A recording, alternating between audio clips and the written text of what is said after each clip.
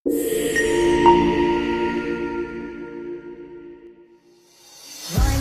pick up the phone, you know he's only calling 'cause he's something wrong with you.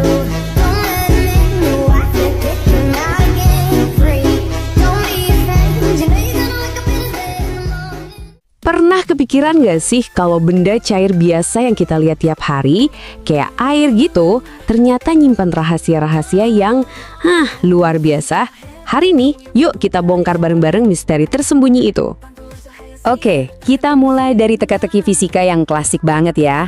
Coba deh bayangin, ada kapal raksasa, ribuan ton beratnya, dari baja padat, tapi kok bisa-bisanya dia ngapung santai di lautan? Gimana ceritanya tuh? Nah, ini yang bikin makin seru. Klip kertas yang kecil mungil itu ternyata bisa juga ngapung.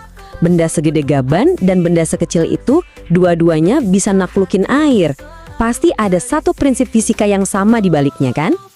Oke, ayo kita pecahin misteri pertama kita. Ini semua soal gimana caranya sesuatu yang padat banget, kayak baja, bisa ngambang di atas air. Jadi gini, waktu kapal nyemplung ke air, airnya tuh kayak ngelawan balik gitu. Dia ngasih dorongan ke atas yang ngelawan berat si kapal. Ini kayak pertarungan gaya, dan di kasus ini, dorongan ke atasnya yang menang. Dorongan gaib ini ada namanya loh, namanya gaya apung. Ini tuh kayak kekuatan super rahasianya setiap cairan, yang terus-terusan ngedorong apapun yang masuk ke dalamnya. Nah, penjelasannya dari Archimedes ini keren banget. Gampangnya gini deh. Makin banyak air yang digeser sama suatu benda, makin gede juga dorongan ke atas yang dia dapat. Jadi, aturannya simpel banget. Kalau gaya apungnya lebih kuat dari berat benda, ya dia ngapung. Tapi, kalau berat bendanya lebih gede daripada dorongan air ke atas, ya udah deh, tenggelam dia ke dasar. Tapi ada kemungkinan ketiga loh, pas seimbang banget. Waktu gaya apungnya persis sama dengan berat benda, bendanya itu nggak ngapung, nggak juga tenggelam. Dia cuma melayang aja di tengah-tengah. Kayak kapal selam yang lagi diam di bawah permukaan laut. Oke, misteri pertama beres. Sekarang yuk kita pindah dari yang super besar ke yang super kecil. Dari kapal raksasa ke serangga sama klip kertas yang bisa jalan di atas air. Coba kita zoom in, kita lihat di level molekulnya. Molekul air yang ada di bawah permukaan itu ditarik ke semua arah sama teman-temannya. Tapi yang di permukaan beda cerita. Mereka cuma ditarik ke dalam, jadi ngebentuk semacam jaring yang rapet banget. Fenomena ini namanya tegangan permukaan. Gampangnya, bayangin aja ada kulit tipis yang elastis di permukaan air.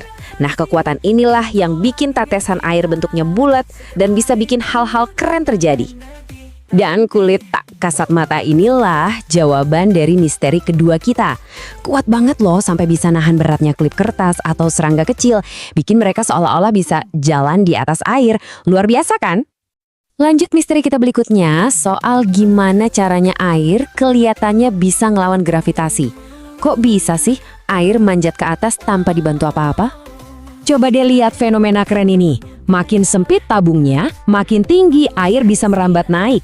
Ini bukan sulap, ini namanya kapilaritas. Dan ini penting banget di alam. Misalnya, ini cara cerdasnya tanaman nyedot air dari tanah sampai ke daun paling atas. Terus gimana cara kerjanya? Gini nih, pertama ada adesi, airnya nempel ke dinding tabung. Terus ada kohesi, molekul-molekul air ini saling narik-menarik, jadi mereka manjat bareng-bareng. Akhirnya pendakiannya berhenti pas tarikan gravitasi udah seimbang sama gaya dorong ke atasnya. Nah, untuk misteri terakhir, kita bahas sesuatu yang mungkin sering kamu lihat di dapur. Pernah sadar nggak kenapa kalau kita nuang air dari gelas itu gampang banget cepat, tapi kalau nuang madu rasanya lambat dan lengket? Jawabannya ada di satu sifat yang namanya viskositas. Viskositas itu intinya ukuran kekentalan cairan. Ini semua tentang gesekan di dalam molekul-molekulnya. Jadi, cairan yang viskositasnya tinggi itu bakal susah ngalir. Nah, tabel ini ngejelasin semuanya dengan pas. Air, viskositasnya rendah, makanya dia ngalir bebas. Kalau madu, viskositasnya tinggi, makanya alirannya pelan, dan jadi kayak untayan tebel gitu. Oke, jadi kita udah jalan-jalan ngebongkar 4 rahasia keren dari benda cair, mulai dari lautan yang luas sampai setetes madu. Jadi, inget ya toolkit fisika kita hari ini, ada gaya apung, kekuatan yang bikin benda ngambang, Ada tegangan permukaan, si kulit air yang tak terlihat. Ada kapilaritas, kemampuan cairan buat manjat. Dan terakhir viskositas, ilmu tentang aliran.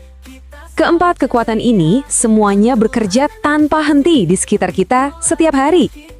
Pertanyaannya sekarang, setelah tahu semua rahasia ini, kira-kira hal apa lagi yang bakal kamu perhatiin dengan cara yang beda?